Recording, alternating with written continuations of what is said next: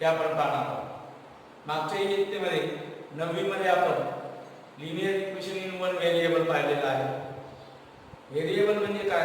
तर व्हेरिएबल म्हणजे अक्षर, जे आपण इक्वेशन मध्ये अक्षर वापरतो, x y z a b c असे जे आपण अक्षर वापरतो त्याला व्हेरिएबल असतात। ज्या इक्वेशन मध्ये असे दोन व्हेरिएबल वापरलेले असतात अशा इक्वेशनचा आपल्याला अभ्यास करायचा आहे।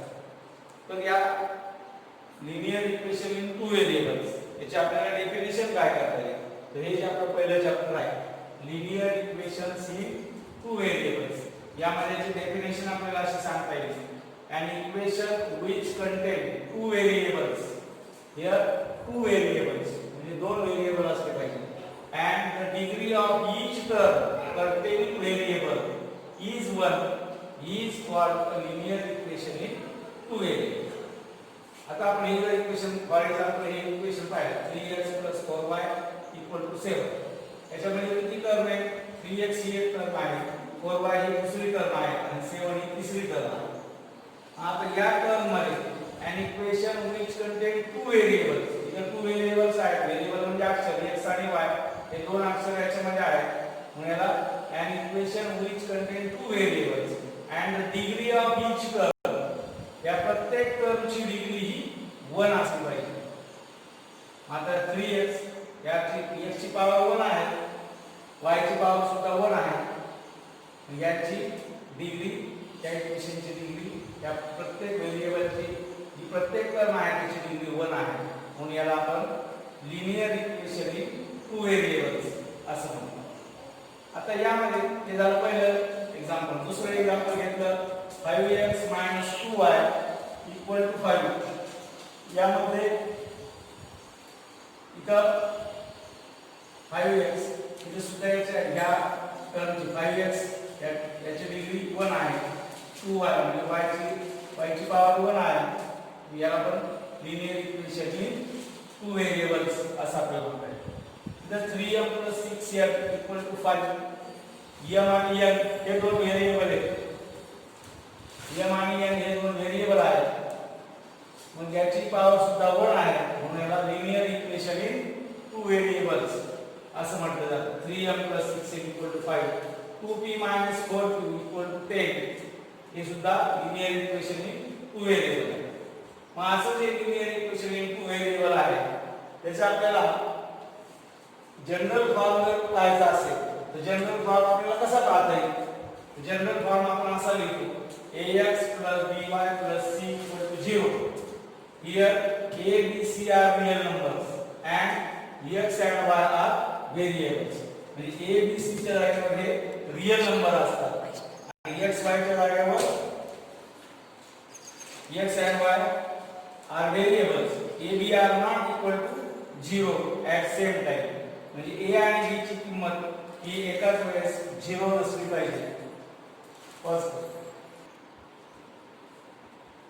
आता आपण हे इक्वेशन 3x + 4y = घेतलं समजा, हे इक्वेशन आपण घेतलं फॉर एक्झाम्पल 3x + 4y = 7, हे = 7 जर आपण या साइडला घेतले तर हे आपल्याला असं लिहिता येईल 3x + 4y - 7 = 0, हे +7 या साइडला आलं की ते मायनस आहे, म्हणजे आता हे कोणत्या फॉर्म मध्ये आलं? ax + by + c या फॉर्म मध्ये। इथं a ची व्हॅल्यू आली a = 3, b = 4 आणि c = -7। याच्यामध्ये a b c हे रियल नंबर आहेत आणि x आणि y हे व्हेरिएबल आहे। अशा प्रकारे आपल्याला कुठलंही इक्वेशन हे ax + by + c या फॉर्म मध्ये लिहिता येईल। समजा आता आपण हे इक्वेशन घेऊ 2p - 4q = 0, 2p - 4q = 0 = 10 येतो, हे 10 या साइडला घ्या -10 होईल = 0।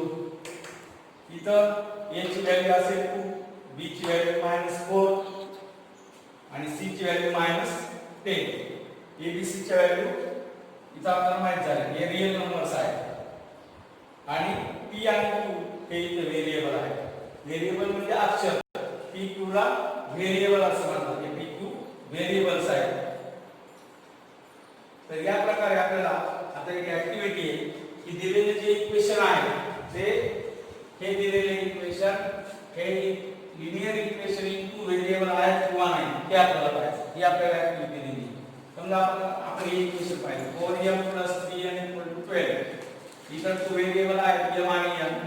नंतर या टर्मची डिग्री 1 आहे, या टर्मची डिग्री सुद्धा 1 आहे, म्हणून हे linear equation in two variable आहे. म्हणजे याची प्रॉपर व्हॅल्यू s. आता इथे 3x² - 7y = 40. इथे व्हेरिएबल x आहे परंतु याची पॉवर 2 आहे म्हणजे डिग्री 2 झाली. या टर्मची डिग्री 2 आहे. मग आपल्याला डिग्री 1 असेल तर त्याला लिनियर इक्वेशन मानता येते. इथे डिग्री 2 आहे म्हणून हे लिनियर इक्वेशन नाही. म्हणून आपण याच्या पुढे काय लिहिणार नो. त्यानंतर त्याचे पुढचं जे इक्वेशन आहे √2x - √5y = 16. इथं आपण x ची डिग्री 1 आहे, y ची डिग्री 1 आहे. तर याला सुद्धा आपल्याला म्हणता येईल हे linear equation in two variable आहे. म्हणजे इथे लिहिणार यस. इथं आता या इक्वेशन मध्ये 0x + 6y - 3 = 0. आता इथे a ची व्हॅल्यू 0 आली. a ची व्हॅल्यू a आणि b या दोघांची व्हॅल्यू एकाच वेळेस शून्य नसली पाहिजे. इथं 0 आली म्हणजे काय होईल 0 * x म्हणजे 0 होईल. आणि इथे एकच व्हेरिएबल राहील y. 0 ने मल्टिप्लाय केले x ला म्हणजे मग हे linear equation in two variable होऊ शकणार नाही. म्हणून याला आपण नो असं म्हणू. आता या इक्वेशन मध्ये 4xy - 5y - 8 = 0. या इक्वेशन मध्ये ही जी टर्म आहे 4xy ही 4xy मध्ये x ची पॉवर 1 आहे, y ची पॉवर 1 आहे. आणि ही जी 4xy ही जी टर्म आहे याची डिग्री 1 + 1 म्हणजे 2 होईल. म्हणजे लिनियर इक्वेशन होणार नाही. म्हणून याच्या समोर आपल्याला लिहिता येईल नो. या प्रकारे आपण linear equation in two variables कोणते असतात त्याचा जनरल फॉर्म कोणता असतो म्हणजे लिनियर इक्वेशन इन टू व्हेरिएबलची आपल्याला ओळख झाली. असे जर linear equation in two variable आपण एक किंवा दोन वापरले, दोन इक्वेशन घेतले, एकाच वेळी दोन्ही इक्वेशन ते सोडवले. इक्वेशन सोडवायचे म्हणजे काय की त्याच्यातले जे व्हेरिएबल्स असतात त्यांच्या किमती आपल्याला माहिती करून घ्यायच्या, त्याला आपण त्याचं सोल्युशन म्हणतो. तर हे आपण 9वीच्या अभ्यासक्रमामध्ये सुद्धा पाहिलेले आहेत दोन मेथड. इक्वेटिंग कोएफिशिएंट सारखे करून एलिमिनेशन करायचं व्हेरिएबलचं. एका व्हेरिएबलचं एलिमिनेशन करायचं आणि दुसऱ्या व्हेरिएबलची किंमत काढायची. नंतर सबस्टिट्यूशन ही एक मेथड आहे. त्यावर आधारित हे जे सायमल्टेनियस इक्वेशन्स आहेत हे आपण पुढच्या अभ्यासामध्ये पाहणार आहोत. प्रॅक्टिस सेट जो आहे 1.1 तो आपण आता पुढच्या भागात घेणार. Simultaneous equation, simultaneous linear equation. दोन इक्वेशन आपल्याला दिलेले असतील. जर दोन इक्वेशन हे लिनियर इक्वेशन्स असतील आणि ते आपल्याला सायमल्टेनियसली म्हणजे एकाच वेळेस त्या दोन्ही समीकरणांमध्ये जे व्हेरिएबल असतील त्याच्या किमती आपल्याला काढायच्या असतात. आता इथे आपल्याला हे दोन इक्वेशन दिले 5x + 3y = 9 and 2x - 3y = 12. हे दोन सायमल्टेनियस इक्वेशन दिले. मग अशा आपण x च्या आणि y च्या अशा व्हॅल्यू काढायच्या की x च्या व्हॅल्यू x आणि y च्या व्हॅल्यूसाठी हे दोन्ही इक्वेशन सॅटिस्फाय झाले पाहिजे. सॅटिस्फाय झाले पाहिजे म्हणजे काय आपण डाव्या बाजूमध्ये x आणि y च्या व्हॅल्यू ठेवल्या तर ही किंमत ही उजव्या बाजूला आली पाहिजे दोन्ही समीकरण. तर अशा प्रकारे हे जे सायमल्टेनियस इक्वेशन्स आहेत त्या आपण सोडवण्याच्या ज्या वेगवेगळ्या पद्धती आहेत त्यापैकी ही एक मेथड आहे की आपल्याला प्रॅक्टिस सेट 1.1 मध्ये ऍक्टिव्हिटी म्हणून दिलेली. आता ऍक्टिव्हिटी मध्ये काय असते आपल्याला हे जे बॉक्स दिलेले लाल लाल चौकटी मी दाखवल्या या बॉक्स मध्ये आपल्याला योग्य ते नंबर भरायचे म्हणजे हे इक्वेशन सोडवायचे. Complete the following activity to solve simultaneous equations. This is equation first, this is equation second. आता आपण हे दोन जर इक्वेशन ऑब्झर्व केले तर आपल्या लक्षात असेल तर इथं y चा कोएफिशिएंट +3 आहे, इथं y चा कोएफिशिएंट -3 आहे. मग आता +3 आणि -3 म्हणजे तीन हे कोएफिशिएंट सारखे. जर आपण यांची ऍडिशन केली दोघांची तर इक्वेशन आपल्याला ऍड करायचे. 5x + 3y = 9, 2x - 3y = 12. या दोघांची ऍडिशन करायची तर प्लस साइन. 5 + 2 मीन्स हे इथं होईल 7x प्लस 3y - 3y हे कॅन्सल होतील प्लस 3y - 3y यांची बेरीज म्हणजे 0 आली. आणि 9 + 12 12 अधिक 9 म्हणजे होईल 21. आता हे 7 या साइड आल्यानंतर हे भागिले होतील. या ब्रॅकेट या बॉक्स मध्ये 21 आहे. हे 7 इकडे आले त्याला भागिले झाले 21 अपॉन 7. 21 ला 7 ने डिवाइड करायचं. 7 1 ला 7 आणि 7 3 ला 21. इथे x ची व्हॅल्यू होईल 7 त्रिक 21. 21 ला 7 ने भाग दिला x ची व्हॅल्यू आहे 3. आता ही x = 3 ही व्हॅल्यू इक्वेशन 1 मध्ये ठेवायची. म्हणून इथे place x = 3 in equation first. हे इक्वेशन जे फर्स्ट आहे आपलं 5x + 3y = 9. याच्यामध्ये या x च्या जागेवर आपल्याला ही 3 व्हॅल्यू ठेवायची. म्हणजे इथे 5 * 3 होईल. 5 * 3 + 3y = 9. 5 3 15. हे 15 या साइडला गेल्यानंतर मायनस होतील. म्हणून या ब्रॅकेट मध्ये येईल -15. 9 - 15 15 तून 9 गेले. 9 तून 15 जात नाही. 15 तून 9 गेले खाली उरले 6. आणि 15 ही मोठी संख्या आहे. इथे संख्या इथं चिन्ह मायनस आहे आणि इथं मायनस -6. 9 - 15 -6. या बॉक्स मध्ये -6 येईल. आणि हे 3 जे इकडे इनटू होते ते इकडे गेल्यानंतर डिवाइड होतील. -6 अपॉन 3. 6 ला 3 ने डिवाइड करायचं. 3 × 3 3 × 6 आणि इथं मायनस चिन्ह म्हणजे -2. म्हणजे y ची व्हॅल्यू आली -2. x ची व्हॅल्यू आली 3. मग सोल्युशन इज xy. x ची व्हॅल्यू आहे 3 आणि y ची व्हॅल्यू -2. आणि याचं सोल्युशन झालं. Solution is xy = 3 - 2. Practice set 1.1 याच्यामधला क्वेश्चन नंबर 2 आहे. Solve the following simultaneous equations. हे दोन सायमल्टेनियस इक्वेशन्स आपल्याला सोडवायचे. मग आधी काय करायचं आपण जे दिलेले दोन सायमल्टेनियस इक्वेशन्स आहेत त्याला आधी नंबर देऊन घ्यायचे. 3a + 5b = 26. याला मला equation number first. Second equation आहे a + 5b = 22. हे आहे इक्वेशन सेकंड. आता हे दोन्ही इक्वेशन आपण जर ऑब्झर्व केले तर यामध्ये आपल्याला 5b म्हणजे b चे जे कोएफिशिएंट आहे ते सारखे. म्हणजे याचं आपल्याला b चे एलिमिनेशन करता येईल. म्हणजे त्याच्यासाठी आता या दोघांना सारखे चिन्ह आहेत. म्हणजे 1 या इक्वेशन 1 मधून इक्वेशन 2 हे सबट्रॅक्ट करावं लागेल आपल्याला. म्हणून असं लिहायचं सबट्रॅक्ट इक्वेशन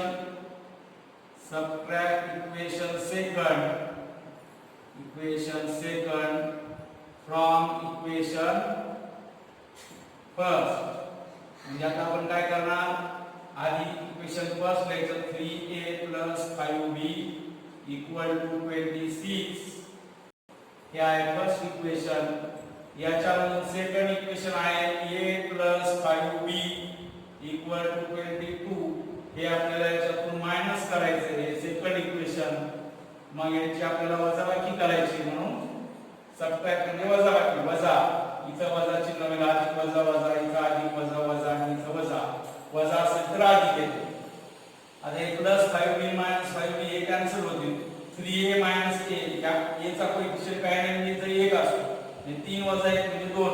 म्हणजे 3a - a मीन्स 2a. आणि हे +5b - 5b हे कॅन्सल झाले. Equal to 26 - 22. 26 मधून 22 गेले म्हणजे हे राहिले 4. म्हणजे 2a = 4 आला. आता हे 2a a इकडे 2a ला गुणिले इकडे गेल्यावर भागिले होते. therefore it becomes a = 4/2. 4/2 हे भागिले झाले. 2 * 2 आणि 2 * 2 4. म्हणजे a ची व्हॅल्यू आली 2. a = 2. आता ही a = 2 व्हॅल्यू कुठल्याही इक्वेशन मध्ये ठेवा. समजा आपल्याला सेकंड सोपं वाटतं सेकंड मध्ये ठेवा. सेकंड इक्वेशन काय आहे a + 5b = 22. मग असं लिहा put a = 2 in equation second. Equation second काय आहे आपलं a + 5b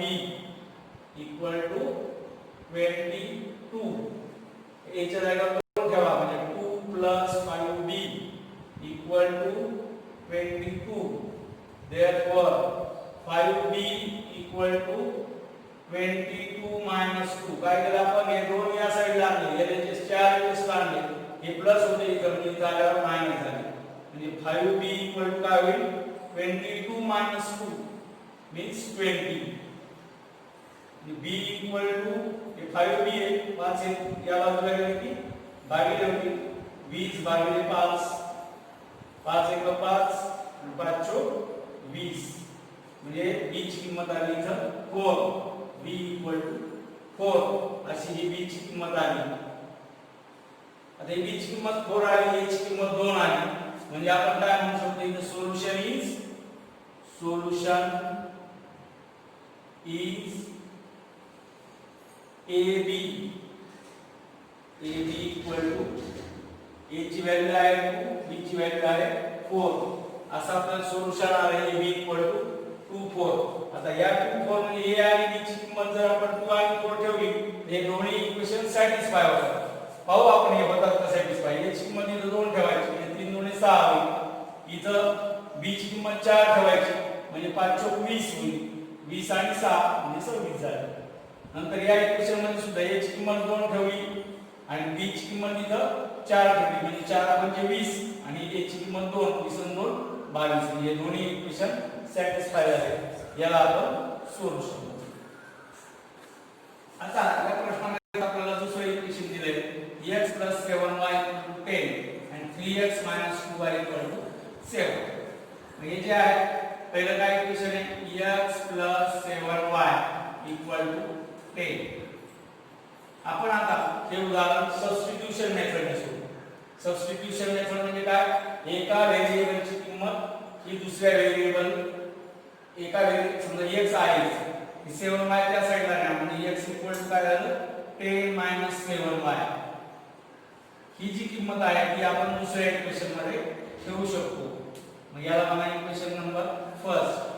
आणि दुसरे इक्वेशन काय आहे 3x 2y इक्वल टू 7. याला म्हणा equation second.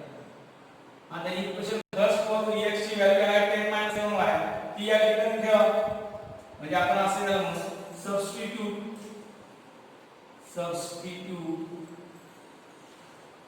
x equal to 10 7y. हे कशावरून आलं फ्रॉम इक्वेशन फर्स्ट. म्हणजे ठेवायचं सेकंड मध्ये हे काय होईल therefore 3 into x ची व्हॅल्यू आहे 10 7y. 3x च्या जागेवर x च्या जागेवर 10 7y ठेवलं, हे -2y इक्वल टू 7. फक्त इथे x च्या जागेवर 10 7y हे ठेवलं आणि हे सोडवायचं. 3 ने याला गुणायचं, 3 10 30. अधिक आणि वजा यांचा गुणाकार वजा असतो, 3 7 21 21y हे -2y इक्वल टू 7. हे -2y कशाला तसे फक्त या 3 या ब्रॅकेटला मल्टिप्लाय करून घेतो. हे 30 21y -2y. -21y आणि -2y या दोघांनाही चिन्ह मायनस आहे. दोघांची चिन्ह जर सारखे असतील तर त्यांची आपल्याला बेरीज करायची. 21 अधिक 2 म्हणजे 23 आणि दोघांनाही मायनस चिन्ह आहे म्हणून मायनस चिन्ह द्यायचं. म्हणजे -21y -2y याच्या जागेवर -23y असं येईल. म्हणजे आपण काय लिहिणार 30 -23y इक्वल टू 7. आता हे 30 त्या साइडला घ्या म्हणजे -23y इक्वल टू 7. हे याचे 4 याचे जर आले ते मायनस झाले. -23y equal to 7 -30. 30 मधून 7 गेले म्हणजे 23 राहिले. 7 आणि 23 याच्यामध्ये मोठी संख्या 30 आहे. इथं चिन्ह आहे मायनस म्हणून याला मायनस चिन्ह येईल -23. देयरफॉर हे दोन्ही साइडला मायनस आहे, मायनस इंटू मायनस प्लस होतं म्हणजे याला आपण असं लिहू शकतो 23y इक्वल टू 23. हे 23 ला आले की डिवाइड होते y इक्वल टू 23 अपॉन 23.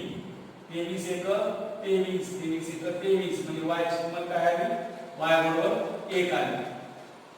आता ही y बरोबर 1 किंमत इक्वेशन 1 मध्ये ठेवलेली x ची किंमत येईल. Put y equal to 1 in equation first. काय equation first? x equal to 10 minus 7y म्हणजे x equal to 10 minus 7 into 1. 10 minus 7 into 1 7 × 7 10 वजा 7 म्हणजे x ची व्हॅल्यू आली 3. x equal to 3. x equal to 3. Therefore solution is xy.